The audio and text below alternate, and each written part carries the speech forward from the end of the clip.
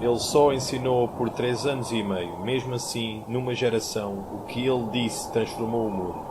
Todos os exércitos que já marcharam, todas as marinhas que já navegaram e todos os reis que já reinaram, juntos não afetaram a história tanto como a vida solitária de um só. Agora, 2000 anos depois, os seus seguidores contam-se nos bilhões e cobrem a terra. No entanto, a prática do cristianismo hoje faz lembrar muito pouco os primeiros ensinamentos de Jesus. A profecia anunciou que isto ia acontecer.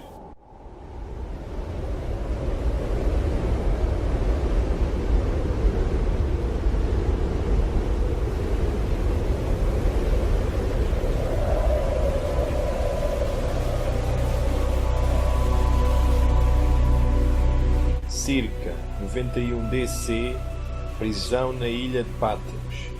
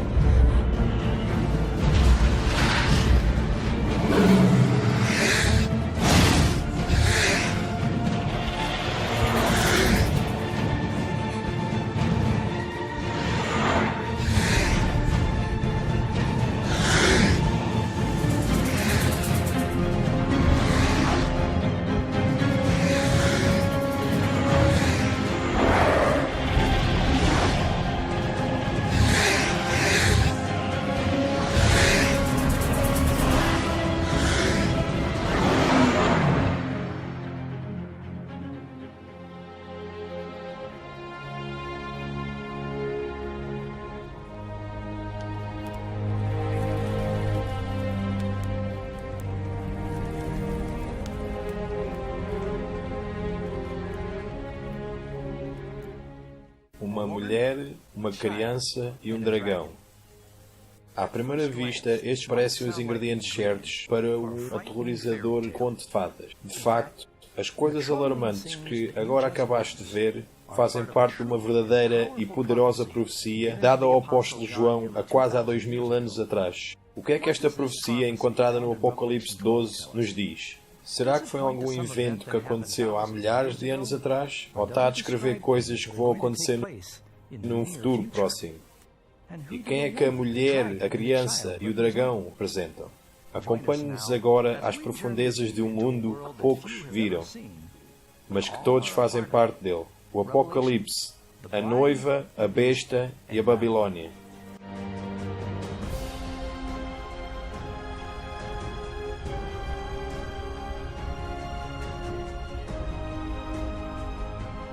No último livro da Bíblia, o Apocalipse, ao apóstolo João foi-lhe mostrada uma visão, uma grande batalha entre o bem e o mal. A profecia de uma batalha tem-se travado por trás das cenas desde o amanhecer do tempo. Os segredos por trás desta profecia têm estado cobertos de mistério durante séculos até agora. Desde os reinos e dos governantes têm caído à volta do mundo, até aos homens e às mulheres que se levantaram e lutaram pelo que eles acreditavam. Esta é a história do cristianismo, a procura pela verdade e a fundação da fé de bilhões de pessoas. Agora um grande sinal apareceu no céu. Uma mulher vestida com o sol, com a lua debaixo dos seus pés, e na sua cabeça uma coroa com 12 estrelas. E estava grávida, e com dores de parto, gritava com azias de dar à luz. E o dragão parou diante da mulher que havia de dar à luz, para que, dando ela à luz, lhe devorasse o filho. Muitos teólogos e historiadores têm estudado esta profecia durante os anos e concordam que a profecia do Apocalipse 12 aponta para um acontecimento conhecido, a matança dos inocentes, que aconteceu na Judeia no primeiro século. Nas décadas anteriores ao nascimento de Cristo, o Império Romano conquistou todo o mundo mediterrâneo, incluindo a Judeia. E, em vários pontos dessa história, tiveram pessoas diferentes a governar por eles. 20 anos antes do nascimento de Jesus, tinham o rei Herodes, um rei cliente de Roma. Tu sabes, temos documentos diferentes fora da Bíblia acerca dele, que nos dizem que ele era muito cruel, ele era capaz de matar os seus próprios filhos, ele era sem escrúpulos, você não queria estar no lado errado dele. Herodes estava muito ansioso quando uma pequena delegação de magos veio do oeste para Jerusalém, anunciando a sua busca pelo recém-nascido rei dos judeus. Por que é que Herodes se teria preocupado em relação a isso? Porque esse era o título de Herodes, que lhe foi dado pelo Império Romano, rei dos judeus. E ele pergunta aos seus astrólogos: há quanto tempo, possivelmente, é que esta criança tinha nascido? E eles determinaram que provavelmente tinha sido 2 anos, desde que a criança tinha nascido, talvez menos. Ele descobre pelos fariseus e pelos saduceus exatamente onde é que esta criança supostamente tinha que nascer. E ele descobre que é Belém. E ele preocupou-se acerca de perder o seu trono. Então ele tinha muita fúria contra esta criança e envia os seus soldados para tentar matar Jesus.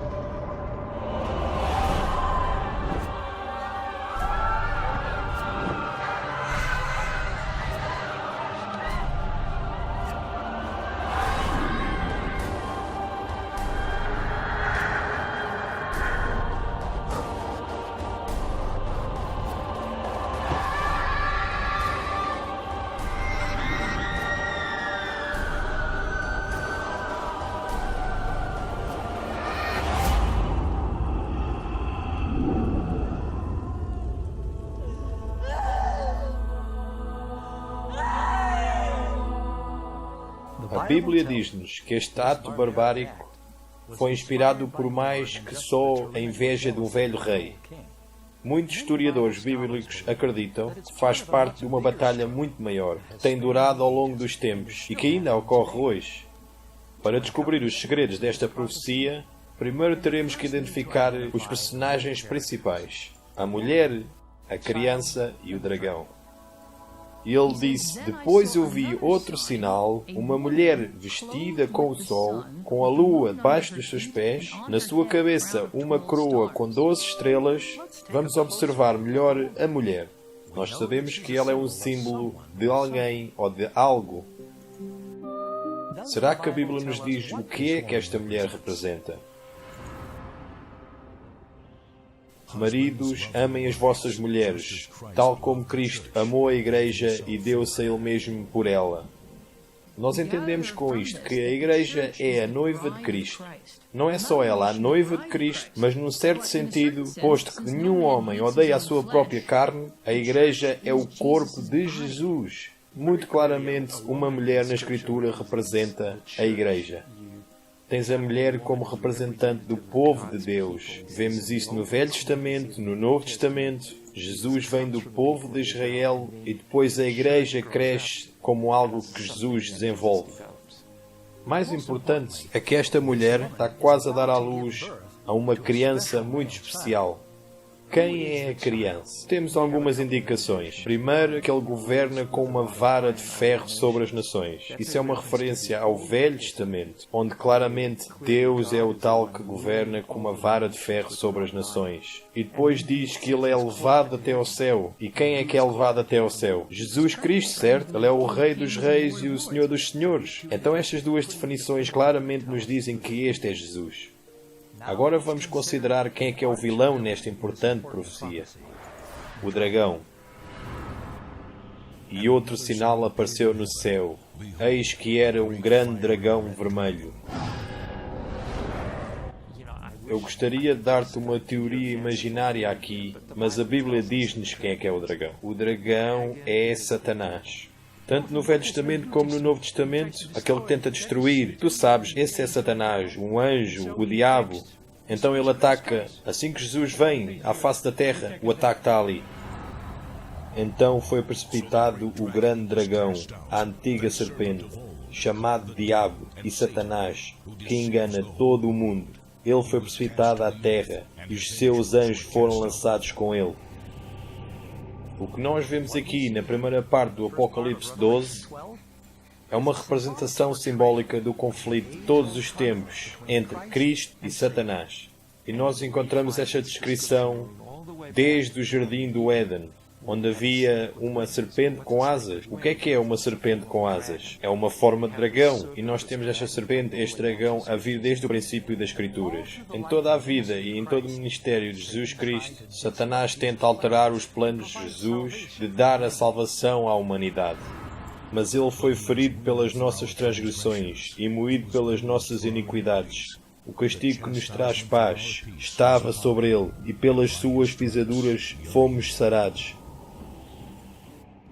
Em várias ocasiões, eles expulsaram ele das sinagogas, tentaram empurrá-lo no precipício, tentaram silenciá-lo, torturaram até à morte publicamente, mas o plano de Satanás para descarrilar o plano da salvação foi completamente destruído quando Jesus ressuscitou dos mortos. E a criança foi levada para Deus e o seu trono. Com o Filho de Deus, agora fisicamente fora do alcance dele, Satanás dirigiu toda a sua fúria aos seguidores de Cristo, os novos cristãos. Tudo isto ele fez através do poder de Roma imperial. E quando o dragão viu que fora lançado na terra, perseguiu a mulher que dera à luz o varão. O cristianismo era uma sofrida e perseguida pequena minoria, que não tinha um status oficial no Império Romano e havia perseguições seríssimas, algumas delas eram muito severas. Uma das funcionalidades da religião no Império Romano era para assegurar o bem-estar do Estado. Se os deuses fossem louvados propriamente, eles beneficiariam o Império. Se eles não venerassem corretamente, então mais coisas aconteceriam ao Império como resultado de ira divina. Eles não queriam sacrificar aos deuses, e os deuses nesse momento incluíam o imperador. Então era muito fácil considerar estas pessoas como bodes expiatórios, religiosos. Basicamente, se houvesse algo que fosse a ir mal, provavelmente seria estas pessoas, cristãos. Porque há cristãos que se recusam a dar aos deuses o que lhes corresponde. Mas é claro, têm que ser castigados. E castigo significava, a maior parte das vezes, morte. O que as pessoas pensavam era que os cristãos reuniam-se e também lhes parecia que eles faziam amor com os seus irmãos e com as suas irmãs, porque havia rumores de que eles cometiam incesto, porque os cristãos costumavam chamar-se a si mesmos irmãos e irmãs, e eles costumavam comer a carne de Cristo. Aparentemente as pessoas ouviram que os cristãos andavam a comer crianças.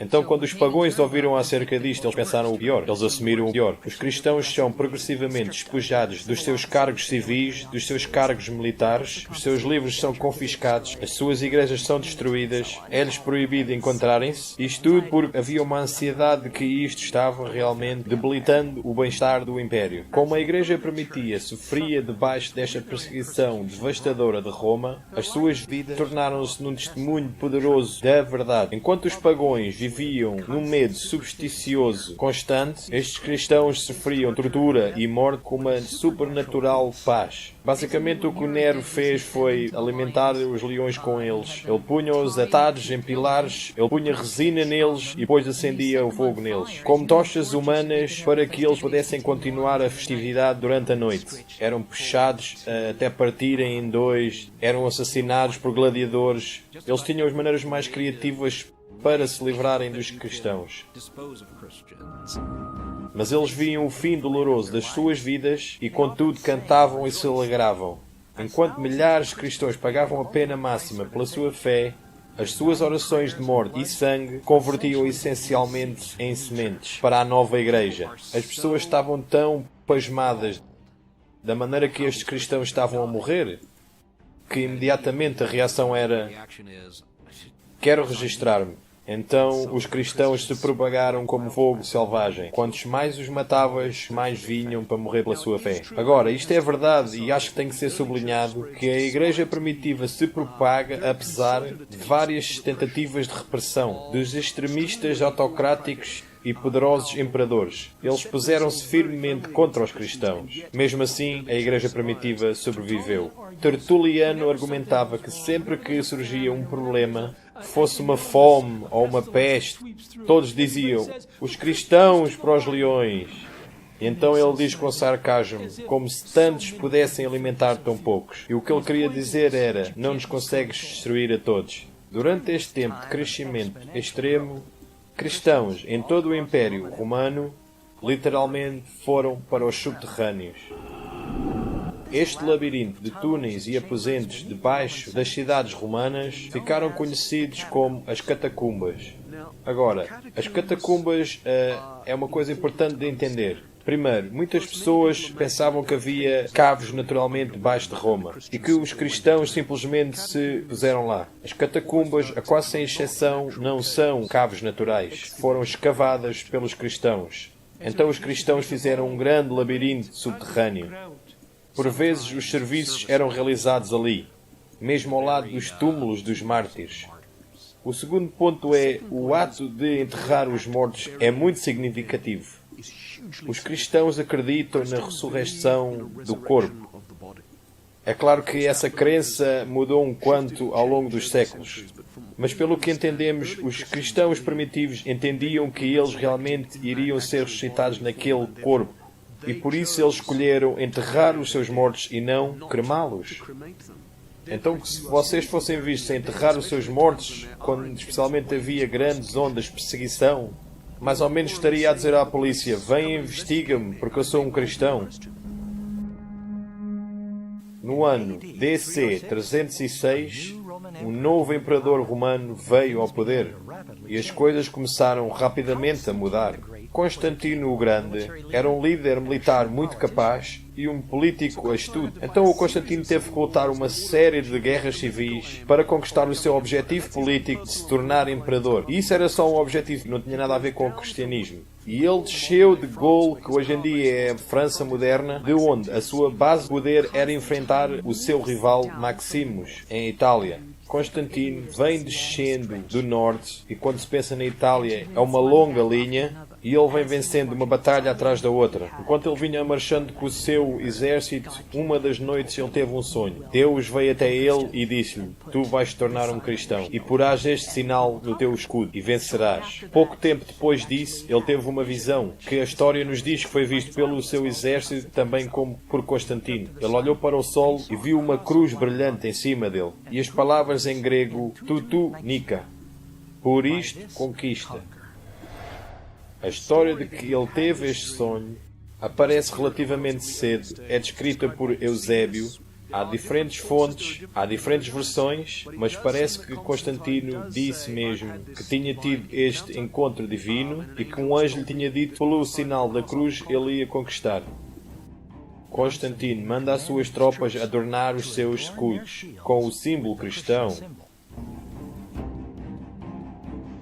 O seu oponente move-se fora da cidade e enfrenta Constantino vindo com o seu exército, que agora já tinha treinado um bocado porque tinham vindo a ganhar várias batalhas, do norte desde Milão até abaixo. O seu oponente move-se ao longo do rio, na ponte Milvian, tinha o Constantino e o seu exército à frente dele, o rio e a cidade por detrás dele. Não é uma situação muito boa para se estar. Se você não consegue derrotar o exército que aí vem, não tinha lugar para onde retrair as suas tropas. Então ele perde. Constantino, que certamente ainda não era um cristão, isto é uma coisa poderosíssima, porque ele mesmo acreditava que o Deus dos cristãos lhe tinha dado a vitória, e o Deus cristão era mais poderoso do que os outros deuses.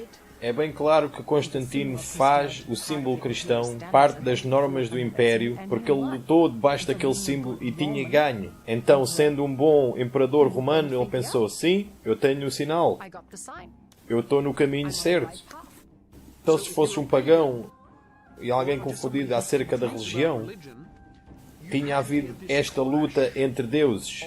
E quem é que saiu no topo? O Deus cristão. Podes tirar as tuas próprias conclusões. Gradualmente, o sentimento nacional contra o cristianismo começa a reverter-se. Durante o reinado de Constantino, os cristãos deixaram de ser uma seita perseguida a abertamente sustentar posições de influência nos tribunais e palácios de reis e governadores.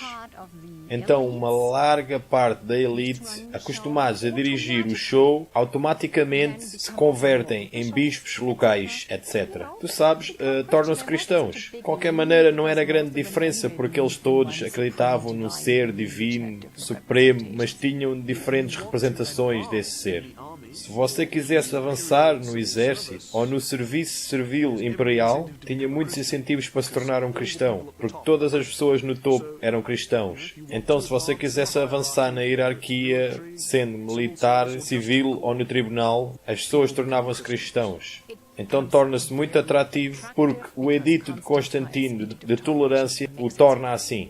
Constantino pode com direito reclamar o título, porque ele virou a história do mundo para um novo curso e fez o cristianismo, que até ali só tinha sofrido perseguições sangrentas, a religião do Estado. Então, a entrada de gente de todo o Império Romano para a Igreja Cristã, eles trouxeram com eles muitas das suas práticas pagãs. Agora que o cristianismo tinha sido dado o status como uma religião completa e legal, então subsequentemente se torna atrativa para as próximas gerações, para um amplo número de membros desta elite. Agora a percentagem de cristãos neste topo de 10%, 10, 15, 20%, aumenta e aumenta dramaticamente no topo 1 e 2%. Essa é a verdadeira mudança. Isso é quando o cristianismo se torna verdadeiramente o cristianismo que é hoje. Porque agora, sim, as pessoas tinham vindo a dirigir o show, eles agora são cristãos.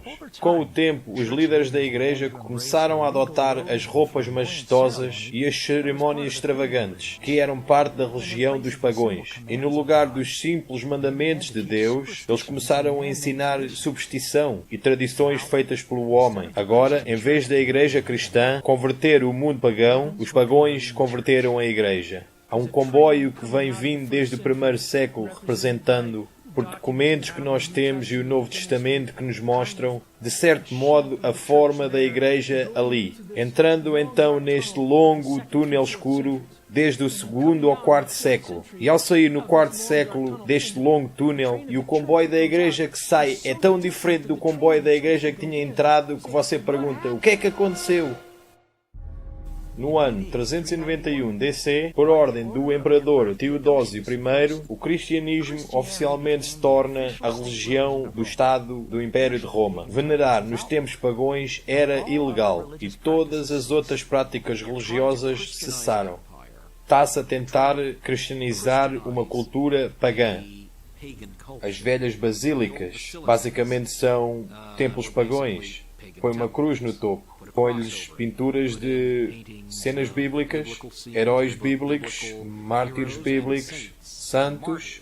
Os cristãos estavam muito decididos em tomar conta dos templos pagãos, e há um notável líder da igreja que justamente escreve isto num tratado que ainda sobrevive. Ele escreve uma refutação de ataques pagãos contra os cristãos, e parte das suas evidências são que até os lugares deles de louvor agora são lugares de louvor dos cristãos. Nós apoderámos-nos deles, limpámos a idolatria, nós os santificámos, e agora este é o lugar onde o verdadeiro Deus é louvado. Que evidências mais claras que a vossa maneira de louvar é falsa? Onde é que estão os vossos deuses se eles deixam isto acontecer? Então cristãos deliberadamente e propositadamente, como uma estratégia, se apoderam de lugares, não só lugares, mas rituais e ideias que eles pensavam poder transformar para a causa da propagação do cristianismo. O que nós não sabemos é até que ponto é que eles creem nisto e depois dizem até que ponto é legítimo nós fazermos isto e até que ponto talvez nós estejamos a tomar outras ideias. A velocidade com que a Igreja Primitiva deslizou para a apostasia te deixaria sem ar.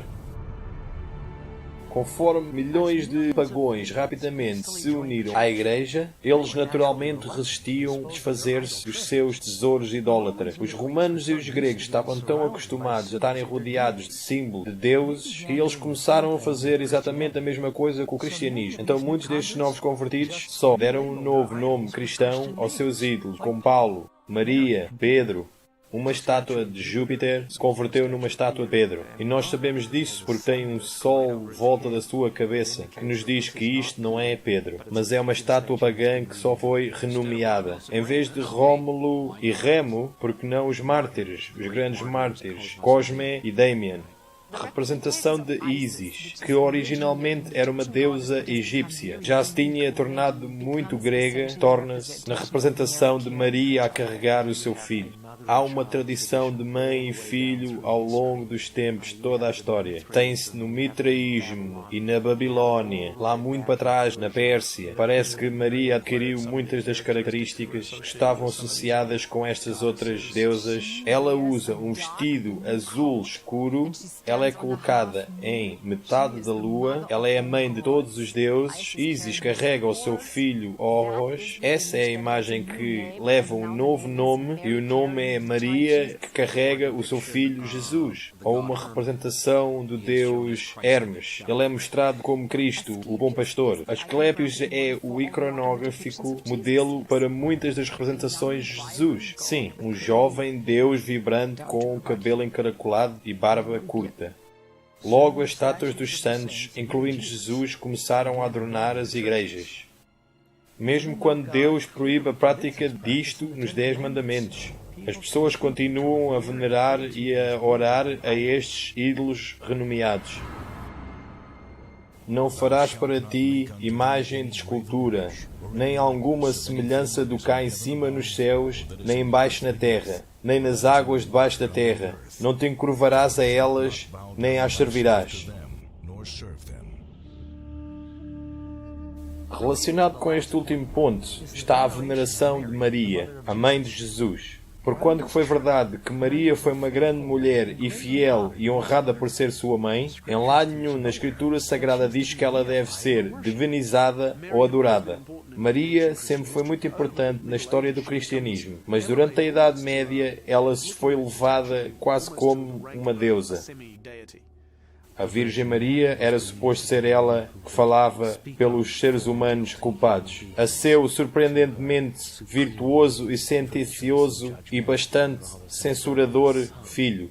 É uma imagem muito estranha, mas isso é a arte religiosa desse período que nos mostra. A Bíblia não venera a Maria como um santo especial.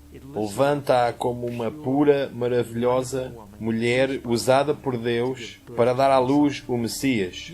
Assim sendo, no Concílio de Nicea, em 325 DC, a Igreja elevou Maria à estatura de deusa e como mediadora com Cristo. Tão cedo como ao quarto século, a Igreja tinha sido dedicada à Virgem Maria. E, tristemente, estes não foram os únicos erros que entraram para a Igreja durante esse tempo. Durante a Era Apostólica, O batismo era uma cerimónia sagrada reservada só para aqueles crescidos o suficientes para tomar uma decisão consciente para Cristo. Era um testemunho público de aceitação de Cristo e o seu perdão. O batismo literalmente representa morrer, ser enterrado para a nossa vida antiga e ser ressuscitado ou nascido de novo para uma nova vida em Cristo. Tinha vindo a ser, no curso dos séculos, visto mais como um direito de iniciação ao cristianismo. E assim começou a acontecer nas primeiras etapas da vida, quando estavas apenas no final da tua infância e que se achava pronto para esse compromisso com a sua fé. E a cerimónia do batismo também era realizada num lago ou no rio, onde a pessoa era totalmente submersa, significando que eles estavam totalmente lavados dos seus pecados. A prática do batismo foi gradualmente alterada pela Igreja. Centenas de anos depois de Cristo, salpicar e entornar foi introduzido como uma forma mais conveniente de batismo. De facto, isto debilitava o símbolo poderoso do serviço e contrariava o exemplo de Jesus, que tinha sido batizado por submersão. E isso continua a acontecer até ao 12º século, porque no 12º século foi um tempo onde os teólogos começaram a rever as doutrinas cristãs. E eles chegaram à conclusão que o pecado original toda a humanidade tem, como resultado da queda do Jardim do Éden, existe na alma desde o momento da nascença. Havia este conceito unbíblico que uma criança podia pecar logo de imediato, então assim, se ele pecasse, ele estava em perigo de ir direto para o inferno e morrer para sempre no inferno. Então a única maneira de tomar conta dele era batizá-lo. E ele tinha que ser batizado na igreja. Se ele não fosse um membro da igreja, era um bilhete para ele. Então os teólogos disseram, temos que começar a batizar estas crianças imediatamente, logo a seguir que eles nascem. Porque se eles vierem a morrer, e este era um período quando a mortalidade infantil era alta e muitos bebés morriam, assim eles poderiam entrar no céu. Outra verdade cristã que foi alterada por influência pagã foi a ceia do Senhor. Jesus instituiu o serviço de comunhão, também conhecido por alguns como a Eucaristia. Era muito linda, mas também simples a cerimónia, onde os seus seguidores beberiam vinho sem fermentar e comiam os pães sem fermento. Estes símbolos do corpo de Jesus sem pecado e sangue são desenhados para fazer os crentes se lembrarem do sacrifício de Jesus e os seus ensinamentos. Sem dúvida, o direito mais importante para os últimos cristãos da era medieval era a Eucaristia ou a comunhão, ou o nome mais comum que eles lhe chamam, a missa. Homens e mulheres todos se reuniam e tomavam o sacramento para celebrar o que nós chamaríamos de comunhão, tomando o corpo e o sangue de Jesus Cristo. Mas outra vez, baixo da influência dos rituais pagãos, a Santa Comunhão foi pouco a pouco mudada por líderes da Igreja para uma cerimónia mística. Neste novo ritual, vinho fermentado é usado e os padres alegam ter o poder para transformar o pão e o vinho no corpo e sangue real de Jesus. Isto é, transubstanciação. A ideia que um padre transforma a Eucaristia no corpo e sangue de Cristo, através da pronunciação da fórmula "Hoco est enim corpus meum", este é o meu corpo. Eram palavras poderosas, consideradas por ter a propriedade que, quando elas eram pronunciadas, Deus transformava a natureza do vinho e do pão no corpo e no sangue do ressuscitado Jesus Cristo. Até ao ponto onde mais tarde diziam: nós estamos a criar Deus, falando as palavras mistagogia. Essencialmente, o que se passava no altar era: o pão tornava-se no corpo e o vinho tornava-se sangue. Mas eles pareciam só pão e vinho. Esta oferta do sacrifício na Eucaristia, este sacrifício de oração, esta comida de comunhão, agora não se convertiam em memória de Cristo, mas sim no sacrifício dele mesmo. E, através disso, tens salvação. Eles acreditavam e ensinavam que na missa, Jesus Cristo, na pessoa do sacerdote, sacrifica Cristo para Deus. E assim ganha um quanto de santidade que depois a Igreja pode assinar aos beneficiários da missa. Porque as pessoas acreditavam que por celebrar uma missa estavam a fazer algo bom que era oferecido a Deus, havia uma justificação teológica para o fazer mais e mais vezes.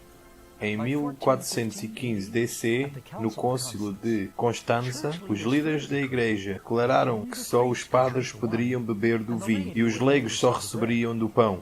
Mas a Bíblia claramente diz que quando Jesus estabeleceu o serviço de comunhão, todos eles beberam do vinho.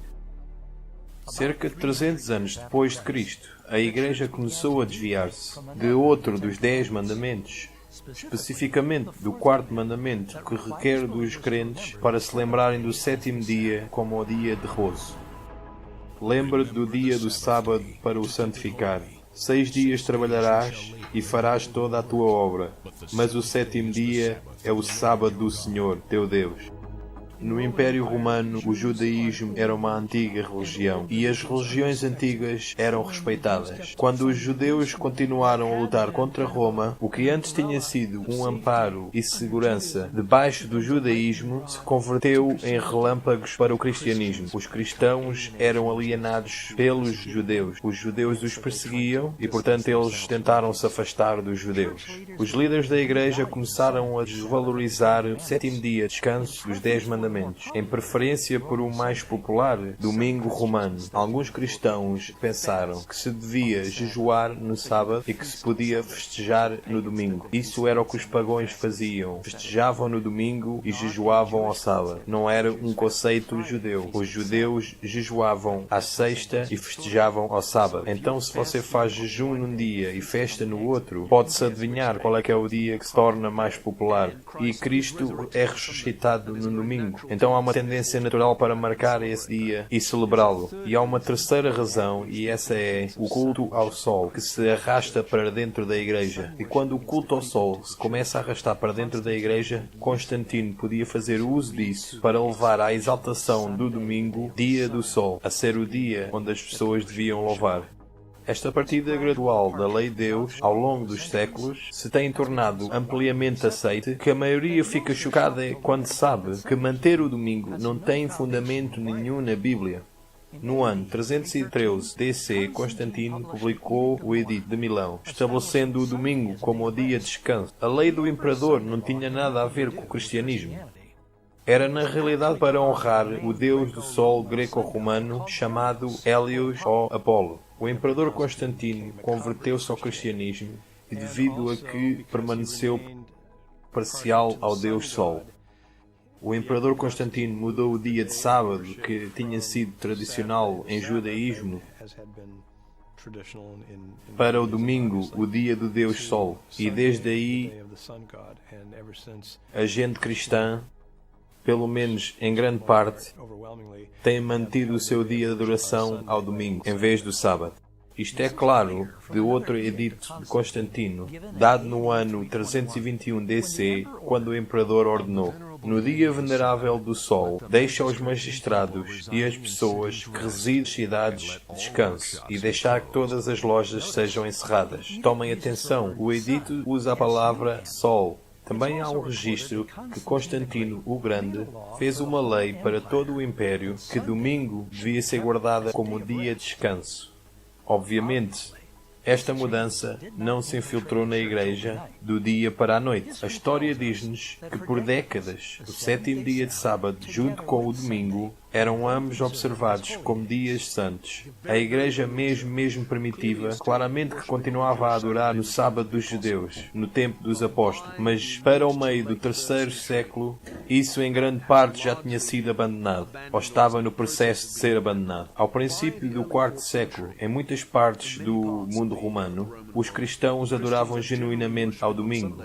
Muitos dos cristãos, durante este período de tempo, observavam o sábado e depois no domingo eles teriam um serviço, relembrando-se da ressurreição, e logo a seguir iam de volta para o seu trabalho normal. É durante o tempo de Constantino que a ideia de transferir a solenidade de sábado para domingo é expressada pela primeira vez. Séculos antes, o profeta Daniel havia predito que um poder religioso surgiria que pensaria em mudar os tempos e a lei. Dentro dos 10 mandamentos, só há uma lei que também é um tempo: o sábado.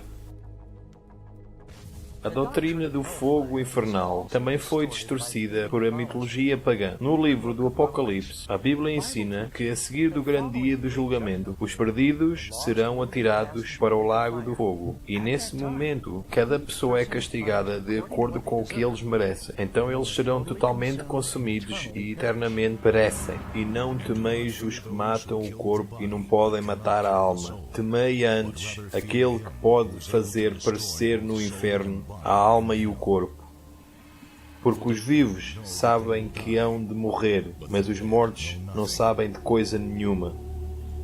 Os padres começaram a ensinar que o inferno era um sítio de condenação eterna, governado por Satanás, e começava logo a seguir à morte. A Igreja caída pôde utilizar este conceito aterrador de uma eterna tortura para aterrorizar e manipular tanto os reis como o povo. O mais trágico de tudo é que este falso ensinamento retrata Jesus como uma espécie de um malvado sádico. Tem encorajado alguns ateus e agnósticos que desafiam o cristianismo nas ideias cristãs de um Deus de amor, se ele pode fazer algo pior que até o Hitler fez. Não importa o que alguém tenha feito. Será que bilhões de anos de tortura é apropriado para o crime? Então tem havido pessoas que odeiam Deus e aprenderam a odiar a Deus por causa disto. Um outro conceito pagão que infiltrou o pensamento dos cristãos era em respeito à vida depois da morte. O purgatório é a ideia que se ensina que, na morte, algumas pessoas entrariam num fogo infernal temporal onde eles seriam purificados para o céu. O purgatório é um centro de reabilitação, meio caminho entre o céu e o inferno. E a coisa do purgatório é que você pode escapar dele. Como a missa diz, consignados às chamas da aflição. Está cheio de bichos, está cheio de odores sulfúricos. Pode ser um quanto melhor que o inferno, mas também não é nenhum piquenique.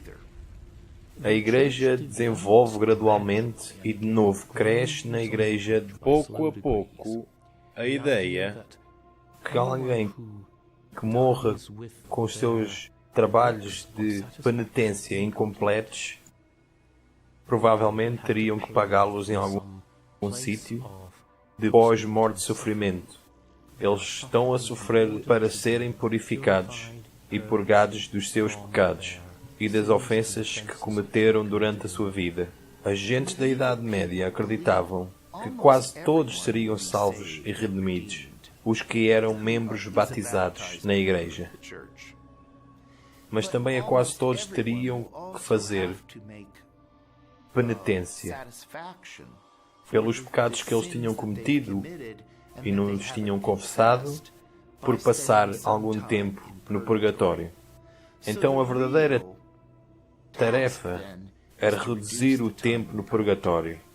Muita gente confunde o purgatório com o inferno. Há uma ideia que se pode sair do inferno. Não se pode. Se fores para o inferno, é isso. Não há libertação. És muito, muito malvado e simplesmente estás perdido. Mas a maior parte das pessoas, nós temos muito mais coisas em nós. Como é que podemos ser tornados bons para o céu? Têm que ser purgados para fora de nós. E assim se obtém a palavra purgatório. E assim, a maior parte dos cristãos acreditava que os seus familiares estavam a sofrer no purgatório. E o purgatório não é um sítio agradável. Ali ficavas por milhares de anos.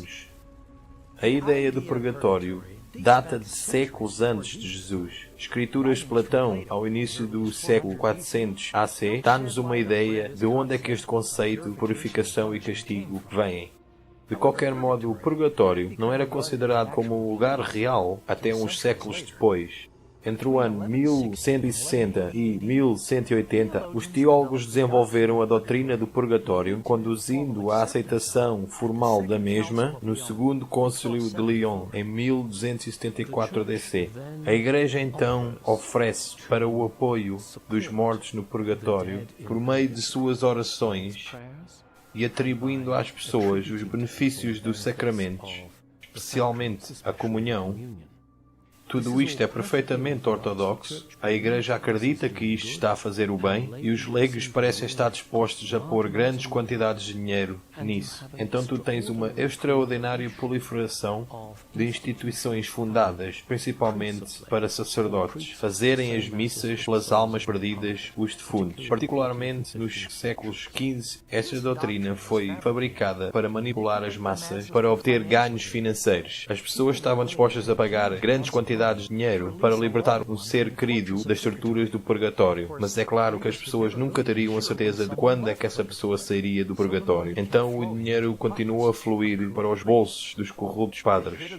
O cabeça da igreja enviava as pessoas para arrecadar o dinheiro e encorajavam as pessoas para dar dinheiro à igreja para tirar as pessoas do purgatório. Assim eles poderiam financiar estes elaborados edifícios. Esta crença no purgatório também é construída no perigoso conceito que os trabalhos e as orações dos vivos, de certa forma, podem alterar o destino dos mortos, mesmo quando Jesus deixou bem claro que não há nenhum limbo ou purgatório. Depois da morte, o próximo pensamento consciente da pessoa será a ressurreição e a sua eterna recompensa.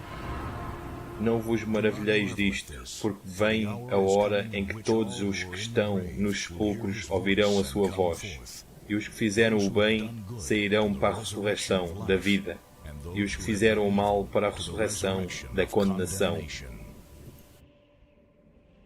Algo central na mensagem da Boa Nova é o ensinamento de como é que obtemos perdão. Esta foi uma das outras grandes verdades bíblicas que sofreu durante este tempo compromisso. Era ensinado, se uma pessoa gostasse de ser perdoada, ele ou ela primeiro teriam de confessar os seus pecados por meio de um padre, através de um rito chamado o Sacramento da Penitência, conhecido como a confissão. Então, para podermos compensar a nossa bondade insuficiente e as nossas verdadeiras ações equivocadas, todos nós teríamos que, tanto leigos como o clero, todos nós teríamos que confessar os nossos pecados, pelo menos uma vez por ano. Preferivelmente, muitas mais vezes do que isso, a um padre.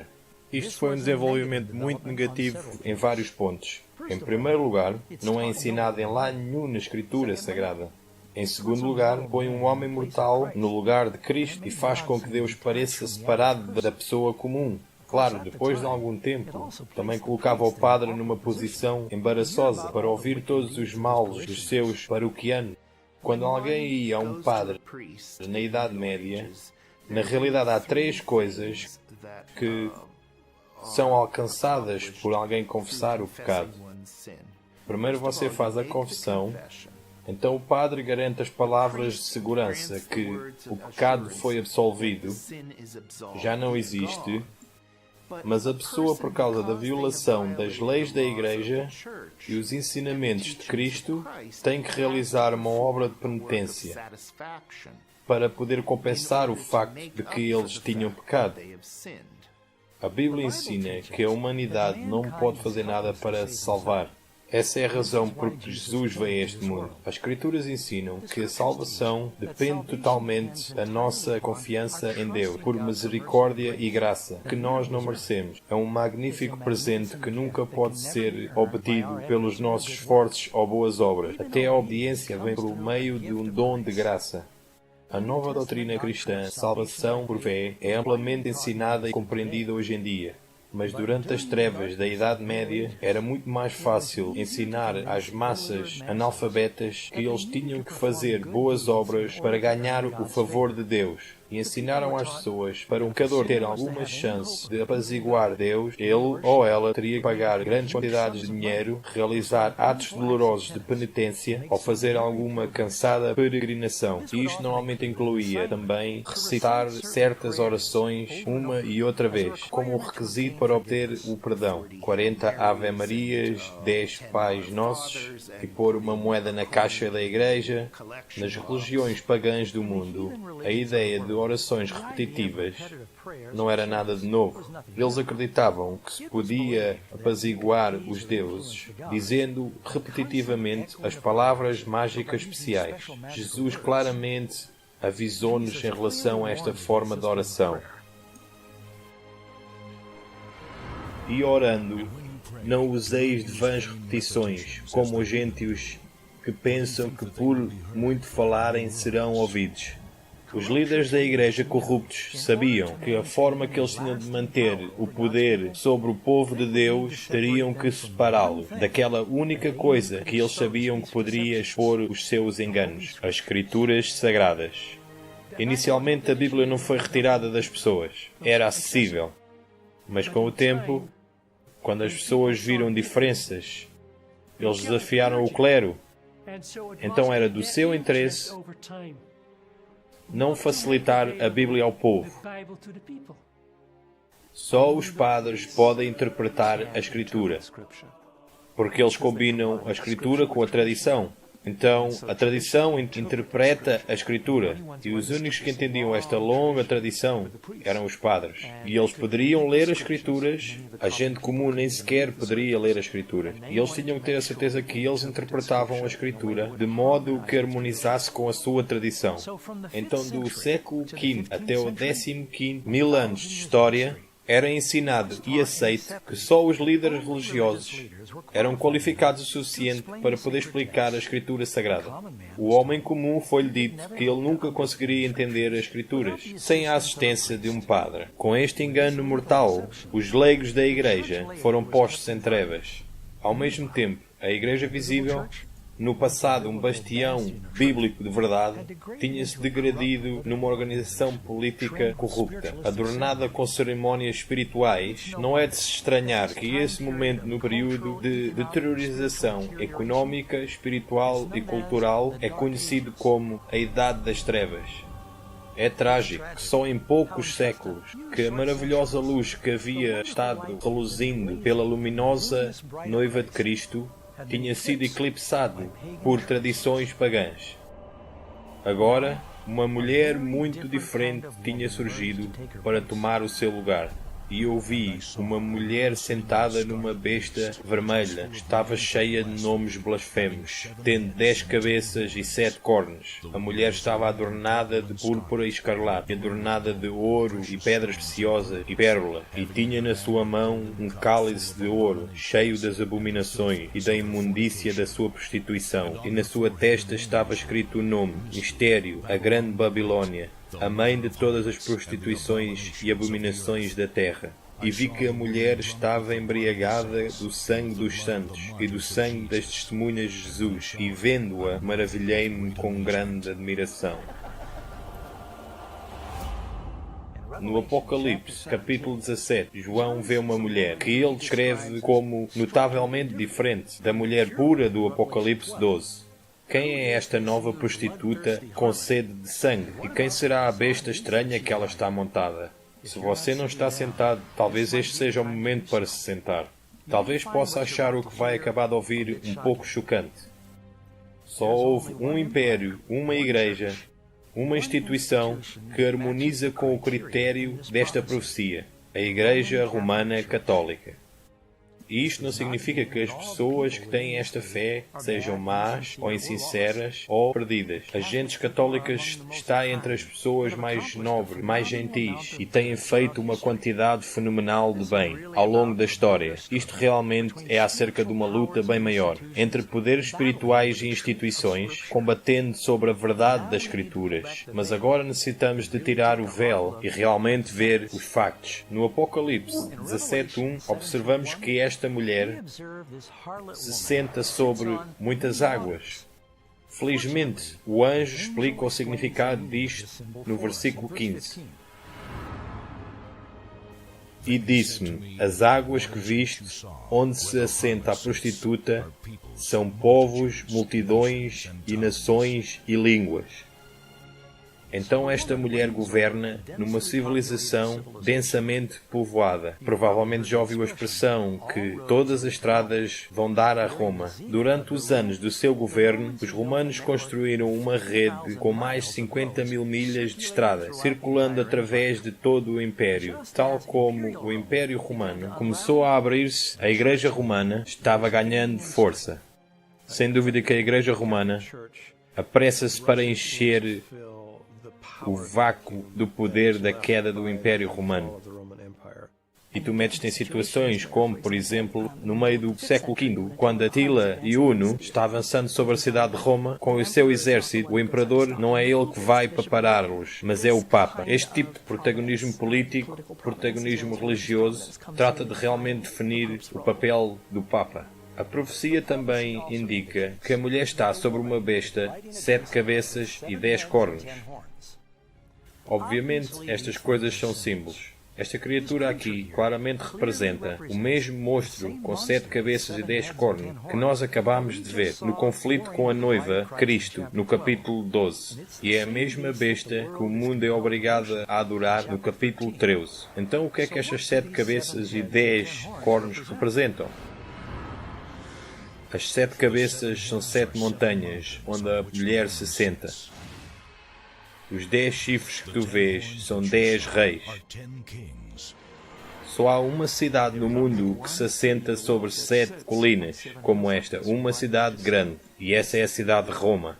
Então não há qualquer dúvida na mente dos expositores. Quando João está falando sobre esta mulher, ele está falando sobre Roma.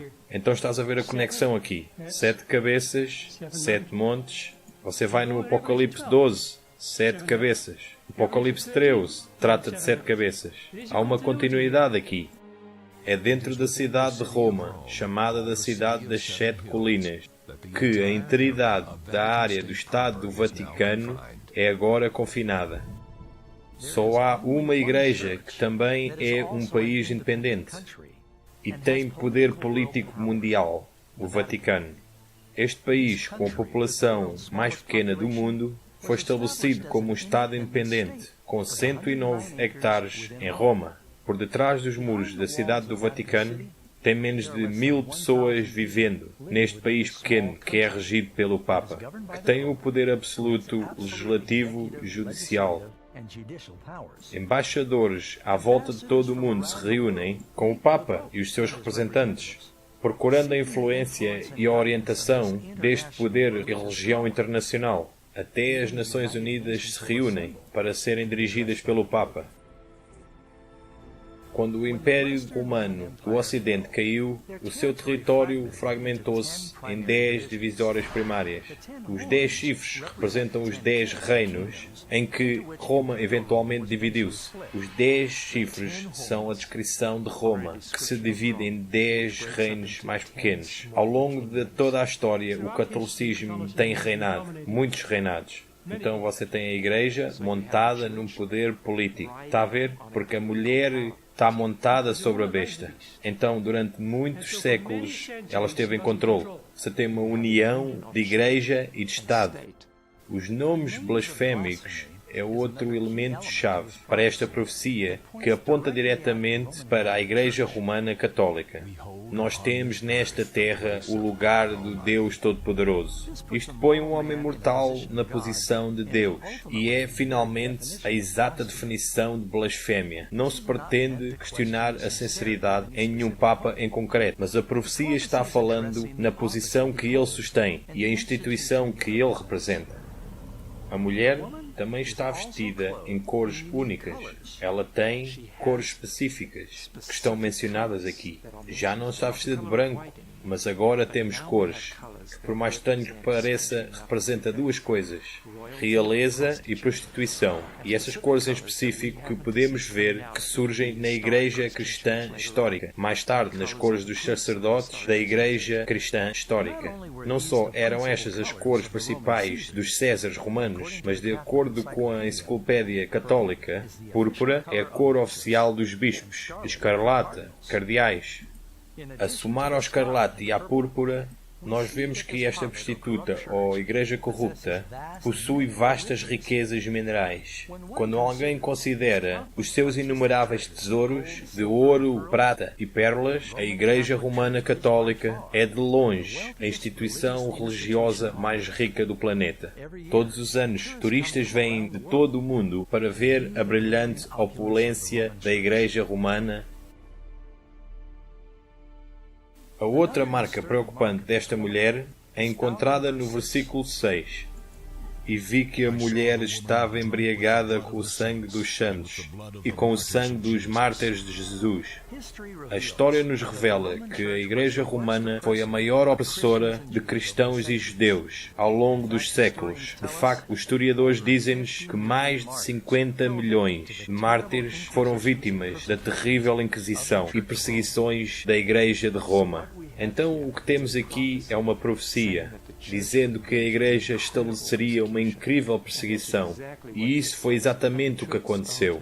E a Igreja começou um processo legal, chamado de Inquisição, para interrogar estas pessoas, para forçar o maior número possível de pessoas para retirar as suas ideias, para apreender os líderes do movimento e detê-los de divulgar mais.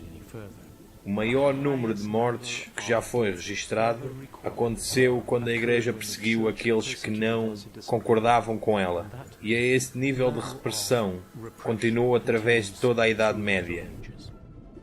Então esta mulher, ou Igreja, é um poder opressor que oprime os verdadeiros seguidores de Cristo. Agora vamos ver várias valentes almas que arriscaram as suas vidas para falar contra as influências pagãs, corrosivas e para partilhar a palavra de Deus durante este tempo de trevas espirituais.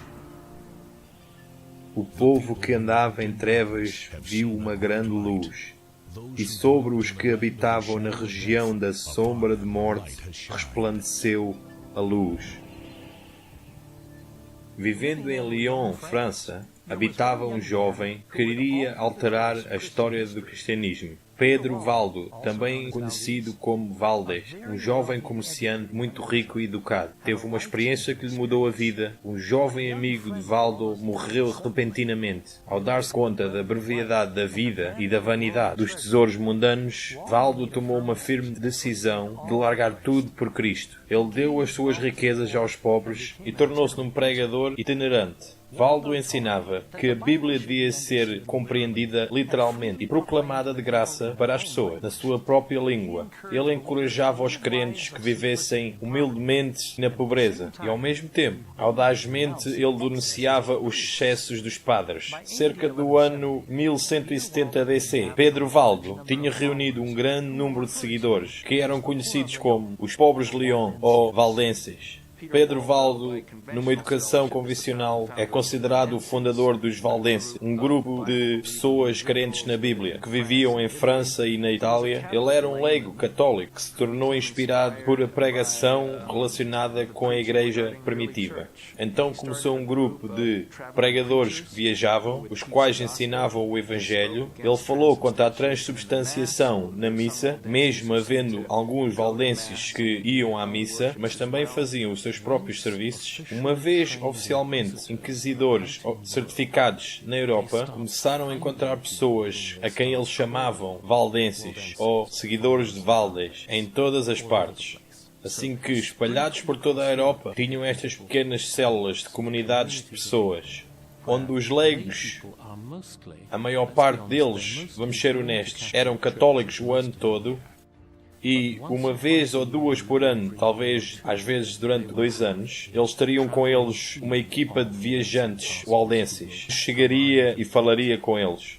Por todo o lado que ele ia, Pedro Valdo via pessoas fomeadas pela verdade. Ele acreditava que havia uma fome na terra pela palavra de Deus. Então Valdo pagou a um padre para o assistir na tradução do Novo Testamento para o vernáculo francês.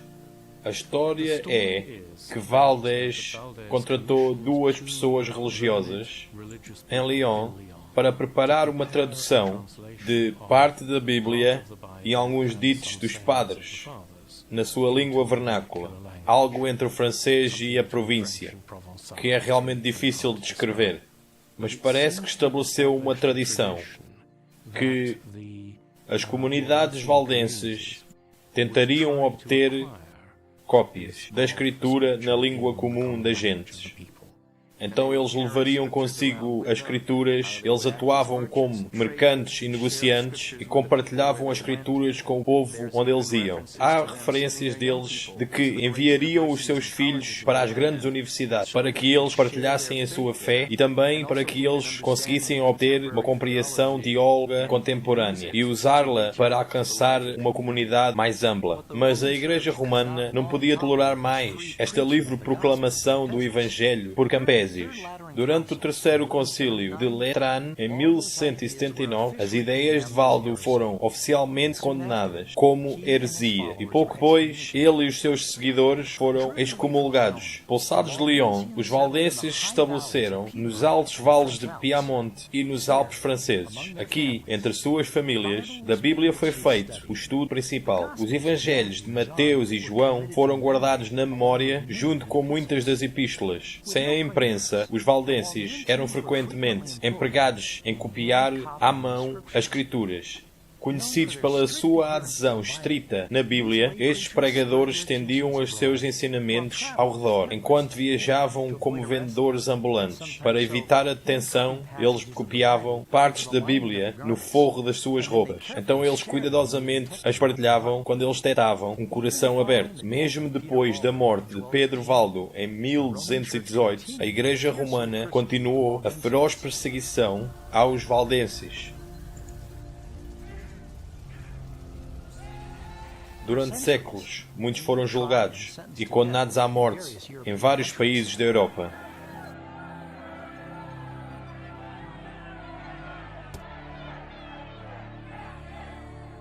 O Espírito Santo mexeu em muitos dentro da Igreja, que corajosamente se levantaram e pediram por uma reforma. Um desses homens era John Wycliffe, um teólogo inglês e um pregador leigo, tradutor e professor em Oxford. A sua educação provou-lhe ser de grande vantagem para ele, quando ele começou a tocar nos cancerígenos erros da Igreja, que estavam a ser divulgados de entre o povo de Deus. Wycliffe nunca se quis expor contra os líderes da Igreja, mas quando ele começou a ver as evidências contraditórias do que estava escrito na Bíblia e o que é que a Igreja andava a fazer, ele não pôde guardar o silêncio. Bem, Wycliffe era realmente uma pessoa algo inusual para se tornar um herege, porque ele era um catedrático em Oxford, tinha sido praticamente criado dentro da estrutura da Igreja e mesmo assim ele estava muito angustiado por tudo o que ele via ao seu redor.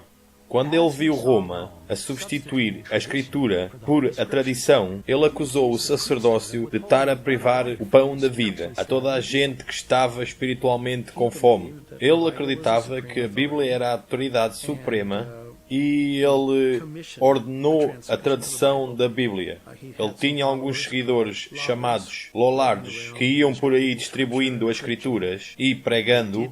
Eles acreditavam na leitura da Bíblia. Sim, eles leram a Bíblia de Wycliffe e eles também acreditavam no mesmo tipo de devoção mais singela, tal como os valdenses e outros já o haviam proposto mesmo antes do século XII.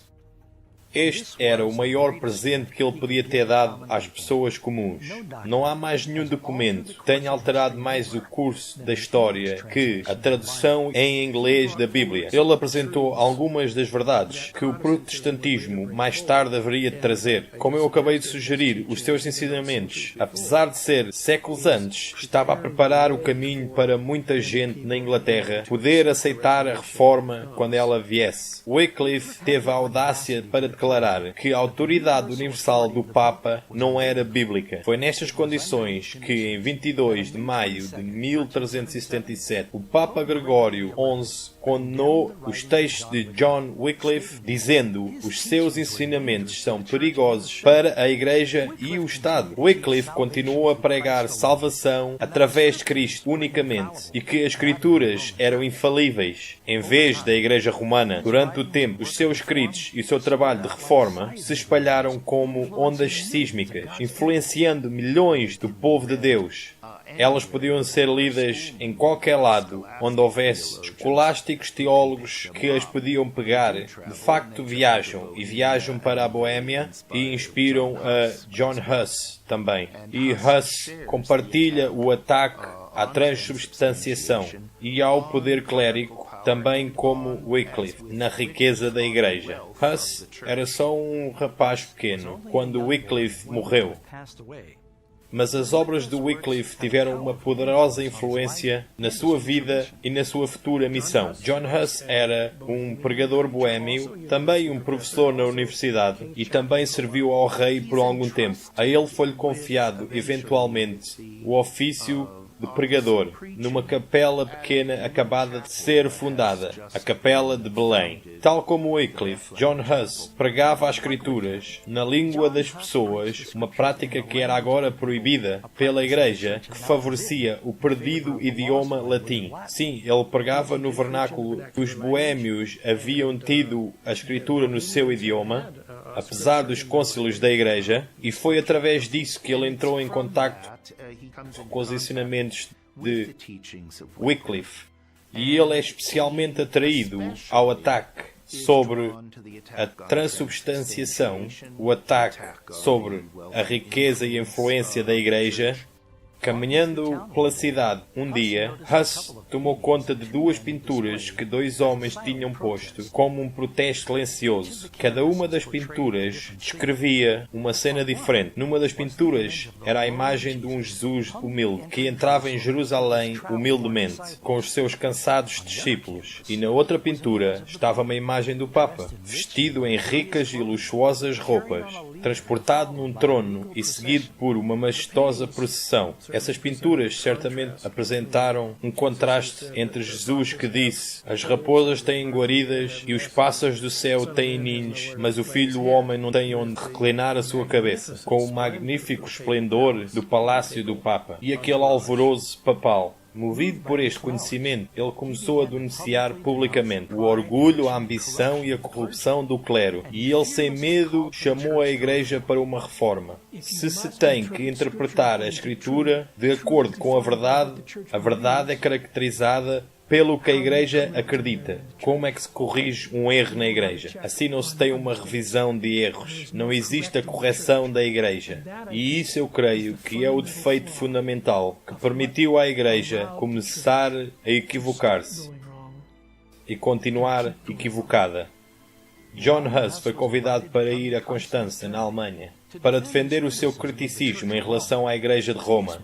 Segismundo, o rei da Hungria e mais tarde do Sacro Império Romano, garantiu-lhe uma passagem segura, mas imediatamente quando Huss chegou à cidade, foi preso e posto no calabouço, no castelo Gottlieben. O rei Segismundo estava muito enfurecido acerca da apreensão de Huss e ele ameaçou ir ao cônsulo da Igreja, mas o cônsulo convenceu o Segismundo que as promessas feitas a um herege não eram vinculativas. Em 6 de julho de 1415, o cônsulo reuniu na catedral depois da missa e da liturgia. Então John Huss foi levado para o seu julgamento. Foi-lhe perguntado para defender a sua posição e ao defendê-las, eles encontraram ele a falar uma heresia. Então ele foi confiscado e julgado por heresia.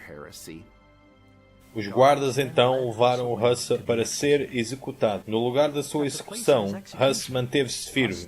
Enquanto as chamas o cobriram, ele até foi capaz de levantar a sua voz em canto. Entre as suas últimas palavras, Huss preveu que dentro de 100 anos Deus levantaria um homem que os seus chamados por reforma não seriam suprimidos.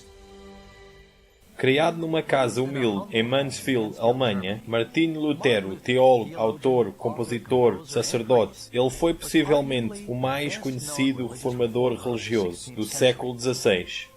Lutero nasceu em 10 de novembro de 1483, cerca de 70 anos depois do martírio de John Huss. Nascido numa família trabalhadora de classe média, com vários irmãos e irmãs, Lutero desenvolveu um forte caráter e personalidade firme. A família de Lutero parece ter sido, em certa medida, uma família de grandes triunfadores. Eles eram muito estritos, de acordo com as histórias posteriores de Lutero, eles eram muito estritos no jovem Martim, e eles certamente viram que o caminho a seguir para o seu jovem filho era através da educação. Mas quando ele era jovem, era suposto que ele se tornasse num advogado. De qualquer modo, uma dramática experiência mudou para sempre o curso da sua vida. Lutero foi apanhado numa tempestade trovoada e teme pela sua vida. Ele está lá fora e tem medo que vai ser apanhado por um raio. Os relâmpagos golpeavam por trás dele, à frente dele e de lado. Então, em terror, ele clama e promete: se um santo o salvasse, ele se converteria num monge. Ele tinha chamado por Santa Ana, a santa das causas perdidas. Santa Ana, liberta-me e eu me converterei num monge. E ele manteve a sua palavra. Apesar do seu pai protestar muito, Lutero deixou os seus estudos em direito, vendeu todos os seus livros e entrou no mosteiro Augustino Cerrado de Erfurt e se dedicou totalmente à sua vida monástica. Depois de querer desesperadamente por salvação, ele frequentemente jejuava por muitas horas, orava, vivia em austeridade e confissões sem fim. Se houve alguém que mereceu céu por ser um monge, eu certamente estaria entre eles. Ele encontrou um confessor mais velho que se apercebeu que Lutero tinha uma particular alma sensível. E este confessor realizou-se que Lutero necessitava de ensinar a Bíblia. Então ele torna-se, simultaneamente, num professor de teologia, pregador na Igreja do Povo e um membro da comunidade religiosa na Casa dos Augustinos. Ele basicamente faz 3 trabalhos. Em Wittenberg, ele tinha aprendido a estudar a Bíblia em suas línguas originais. Em breve, ele começou a partilhar o que ele tinha aprendido em suas conferências. E os seus ouvintes estavam encantados. Em 1510, Lutero fez uma peregrinação para visitar a sede da Igreja, na santa cidade de Roma. Ele ficou doente por ver tanta ganância e maldade, que ele via no meio de todas as classes do clero. A sua grande expectativa em relação à cidade santa foi afastada, quando ele começou a ver o estilo de vida decadente dos monges e dos padres. Isto estava em direto contraste com a sua vida frugal na Alemanha, mas a mais inquietante revelação de Lutero ainda estava por vir. Ele foi até Roma e quando estava a subir as escadas, e ali houve uma voz, não necessariamente verbal, mas uma na sua cabeça que dizia: o justo viverá pela fé. Então, subindo estas escadas, as escadas de Pilatos, joelhos que era suposto ganhar algum tipo de garantia que não queimasse no purgatório demasiado tempo, e de repente ele dá-se conta, conforme ele olha ao seu redor, o que é que estamos a fazer? A Bíblia diz que isto vem por fé, então levanta-se da posição de joelhos, e isto parece ser um ponto de viragem. Lutero finalmente tinha entendido a importância de confiar nos méritos de Cristo para perdão. Depois de voltar de Roma, em 1512, Lutero foi galardoado com o doutorado em Divinidade na Universidade de Wittenberg. Então ele corajosamente começou a pregar às pessoas que os cristãos não devem aceitar nenhuma doutrina que não viesse da Bíblia. E foi neste princípio de sola escritura que se converteria no chamado de Batalha da Reforma. Foi numa série de 3 tratados, em 1520, que apresenta o conceito que agora, desde que a tradição da Igreja se tornou tão corrupta por inovação humana, que a Igreja só devia seguir o testemunho das Escrituras. Esta é a linha condutora na história que descreve a decadência da Igreja, que foi quando as pessoas perderam a Escritura, não tinham a capacidade de ler a Escritura para si mesmos, havia uma barreira entre eles e a Escritura, e eles e Cristo, e então começou a se recuperar quando Martinho Lutero e os seus colegas decidiram que a Escritura realmente era a autoridade. Só a Escritura, toda a Escritura, prima Escritura. Então começaram a superar esta situação. Por volta desse tempo, Roma acabava de escavar o chão para a magnífica nova Basílica de São Pedro. Então enviou John Tetzel, um frade dominicano à Alemanha, para vender indulgências, para poder juntar os fundos suficientes para a catedral. A Igreja acredita não só nos que os seus serviços e ofertas podem ajudar os mortos, mas também que a cabeça da Igreja, o Papa, pode de tão grande abundância e de acumulada graça, que é um pertence da Igreja, a Igreja pode simplesmente declarar que as sanções que alguém devia depois da sua morte estavam liquidadas. Isso é o que se chama de uma indulgência.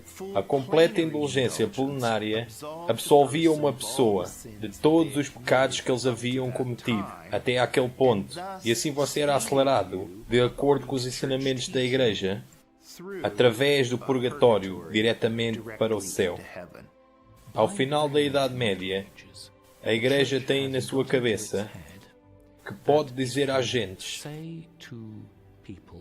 se vocês estiverem dispostos a fazer uma oferta à Igreja, a Igreja lhe dará uma indulgência, em forma de uma oferenda, para a saída de um membro da sua família, ou amigo, parente, ser amado, e esse ser querido escapará às penas do purgatório, supostamente imediatamente. Isso se tornou no 14º e no 15º século uma crença muito popular e as pessoas pediam por indulgências. Quando Lutero reparou que os seus membros andavam a comprar indulgências, ficou indignado. As pessoas ao vir até ele para lhe pagar as suas indulgências, ele se negou a invalidá-las. Lutero declarou que o que eles realmente necessitavam de fazer era, sinceramente, arrependerem-se e deixar os seus pecados. Este foi o primeiro problema que forçou Lutero a entrar numa batalha com a sua própria amada Igreja. Em 31 de outubro de 1517, Lutero pregou o seu famoso protesto nas portas da Igreja de Todos os Santos em Wittenberg. O que é que são as 95 teses que ele cravou com fama nas portas do castelo em Wittenberg? Era um convite académico para um debate. Ele escreveu uma tese de 95 declarações e basicamente ele está a dizer: aqui estão as propostas e elas são sempre fortemente retratadas do que imaginam, porque é um tema de debate. É o que se chama de uma disputa. As 95 teses são só uma série de 95 propostas com que ele pretendia começar um debate universitário. Isto era uma questão muito normal, uma prática académica medieval. Então Lutero está realizando um exercício muito estritamente académico. É como publicar um artículo numa revista da Academia de hoje. Como historiador, eu mesmo às vezes não estou à espera que muitas pessoas o vão ler. Somente se está entrando num círculo muito fechado. Então ele pega nele e vai pregá-lo na porta da igreja do castelo de Wittenberg. Porque esse seria o lugar tradicional onde se punha os convites para uma discussão. Então ele não estava à espera que nada viesse disto. E isto chamou a atenção de muita gente, incluindo o Papa. Pela parte de Lutero, ele não estava promovendo algo que a Igreja fosse hostil. Ele acreditava que estava promovendo coisas que a Igreja receberia. De facto, se formos ao princípio dos pais da Igreja, incluindo Agostinho, podemos encontrar muitas coisas de acordo com as ideias de Lutero. Então Lutero, em realidade, pensa que a gente diga: oh, genial, obrigado por teres dito isso, no qual talvez um pouco ingênuo, e isso é o que se espera de um académico. Mas Lutero, ele não estava a tentar criar outro movimento, de facto o contrário. Mas a realidade é claro que a Igreja não aceitou a maior parte do que Lutero tinha dito. E um touro saiu, um touro papal, significando um tipo de declaração, condenando Lutero e os seus escritos, dizendo que eles deviam ser consignados às chamas. O touro foi entregado em Wittenberg e, em vez de consignar os escritos às chamas, Lutero convocou uma grande reunião em Wittenberg e consignou o touro às chamas. Então houve uma queimada deste touro papal e claro que isto agora se tinha tornado num desafio, correto? O desafio tinha sido enviado e o desafio tinha sido respondido. Então foi quando Lutero disse: se me condenares a mim, eu vou-vos condenar a vocês, porque ele acreditava que isto era uma questão de verdade. Então se a Igreja está a condenar a verdade bíblica, a Igreja certamente que é o anticristo. E ele chama-lhes isso. E é claro, quando chamas alguém anticristo, é bastante difícil obter um consenso ou um compromisso. Então o imperador alemão organizou uma audiência e todos os príncipes e sacerdotes importantes se reuniram para uma histórica junta num lugar chamado Os Anos. Então aqui havia representativos de todos os príncipes importantes de 3 cidades do Império. E Lutero vai pensando que ele teria uma hipótese de bater. E a Igreja sabe que Lutero é um brilhante apologista, não lhe vai dar chance nenhuma. Mostraram-lhe um monte dos seus livros e perguntaram-lhe 2 perguntas. São estes os teus livros? Vais tu retirar os ensinamentos que tens feito com eles? E ele não disse nada imediatamente. Ele disse, sim, estes são os meus livros, mas há muitas coisas escritas aí e eu vou precisar de algum tempo para pensar acerca disto. Ele quase perde a sua paciência, mas no final ele não a perde. No dia seguinte ele vem e começa a fazer trocadilhos com as palavras. E eles só dizem, são estes os teus trabalhos e vais retirar. E ele diz, bem, vocês estão à espera que eu retire todos os meus trabalhos, porque alguns dos meus trabalhos toda a gente na igreja concorda com eles. Já escrevi acerca de certos males que no geral ele concorda. Ele aqui está a tentar entrar num debate, mas as autoridades não vão entrar num debate. Não, não, não. Só vais ter que dizer, vais retirar o que disseste. É um ato heroico, especialmente porque, pelo que Lutero acreditava, ele acredita que iria levá-lo à morte. A não ser eu, convencido por o testemunho da Escritura e por uma razão clara, não confio no Papa nem em concílios somente, porque é bem sabido que eles muitas vezes erram e se contradizem a si mesmos. Me apego nas Escrituras que tenho citado e na minha consciência está captiva à palavra de Deus. Não posso e não vou retirar nada, porque não é nem seguro nem correto ir contra a minha consciência. Aqui eu estou, não posso fazer outra coisa. Que Deus me ajude. Amém. O cônsulio não tinha muito mais que dizer em resposta. Lutero foi declarado um criminoso. A sua literatura foi proibida e a sua detenção ordenada. O documento dizia: nós queremos que ele seja apreendido e castigado como um notorioso herege. Agora, Lutero havia recebido uma passagem segura, a de Gozam, tal como havia sido Huss, dado no concílio de Constança pouco mais de 100 anos atrás. E haviam essas autoridades que insistiam que o santo imperador romano Carlos V ignorasse a passagem segura, assim como o imperador Segismundo o havia feito com a passagem segura de Huss. Carlos V não queria ser conhecido como o segundo imperador que havia extraviado uma passagem de conduta. E então, por qualquer razão, e talvez outras, ele permitiu a Lutero sair da cidade e regressar a casa. Ele pensou que provavelmente o iam matar durante a viagem, porque havia um preço de recompensa sobre a sua cabeça. Em lugar por suposto, Lutero é sequestrado por um grupo de homens armados que realmente trabalhavam para Frederico o Sábio. Ele precisava de tirar Lutero da circulação por algum tempo e leva-o para o castelo de Wartburg, o qual Frederico sabia, mas ninguém mais o sabia. Muita gente pensava que ele tinha morrido. Durante o próximo ano, a partir deste sítio solidário, o qual Lutero se referia como Minha Pátimos, o ex-padre continuou o seu trabalho de prolífica escritura. Ele até conseguiu traduzir o Novo Testamento, de grego para a língua alemã. Agora, cerca de 72 anos antes de Lutero completar a sua tradução do Novo Testamento, Gutenberg mudou a história com a invenção da imprensa. Com esta nova tecnologia maravilhosa, a verdade sobre a palavra de Deus começou-se a espalhar como as folhas do outono por toda a Europa. Então, no meio desta grande reforma, o Senhor armou o seu povo com a espada da sua palavra. À volta deste mesmo tempo, vários outros campeões poderosos da verdade se levantaram de dentro da Igreja Romana. De entre estes homens bravos chamavam a um regresso às Escrituras estavam Philip Melanchthon, William Tyndale e John Calvin, e o John Knox, só para nomear uns poucos. Conforme os reformadores pregavam e a prensa trabalhava, as grandes massas estudavam a palavra de Deus. Gradualmente, a luz da verdade começou a dissolver as correntes do erro e superstição que haviam atado as pessoas por séculos. Como o sopro fresco de primavera, a Europa experienciou o renascimento religioso. E conhecereis a verdade, e a verdade vos libertará. No livro do Apocalipse, prevê que nos últimos dias o dragão, Satanás, mais uma vez vai intensificar os seus esforços para perseguir a Igreja de Deus. Eles são aqueles que se identificam como os que guardam os mandamentos de Deus e têm o testemunho de Jesus. O Apocalipse avisa que nos últimos dias haverá uma muito convincente falsificação da verdadeira Igreja de Deus, que compromete a verdade das Escrituras. Jesus avisa que vai a quase enganar o mundo inteiro. Porque se levantarão falsos cristos e falsos profetas, e farão sinais e prodígios, para enganarem, se for possível, até os escolhidos. Pouco depois deste engano final, Cristo voltará.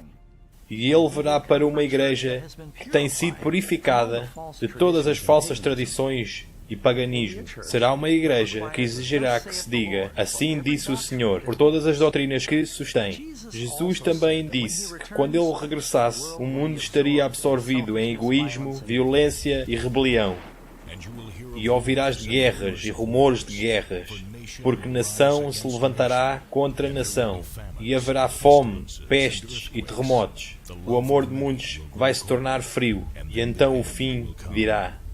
Esta guerra espiritual tem sido propagada desde o princípio dos séculos, e é claro que esta profecia está a cumprir-se rapidamente. Enquanto a batalha se intensifica, todos nós enfrentamos uma escolha. Escolham para vós neste dia a quem é que vós servireis. Amigos, acabamos de ver como é que a gloriosa luz da Igreja de Deus foi assombrada e distorcida através da influência da mitologia. Também vimos como é que os primeiros cristãos foram seduzidos gradualmente para adotar rituais pagãos e tradições em lugar da verdade bíblica. Mas então Deus levantou homens fiéis e mulheres fiéis para que resistissem aos erros de um império inteiro. A história mais uma vez vai se repetir. Muito em breve todos se reunirão com a noiva de Cristo ou seguirão a besta da Babilónia. Qual é que é a tua posição? A Bíblia é muito clara. As evidências são irrefutáveis. A decisão final será a tua.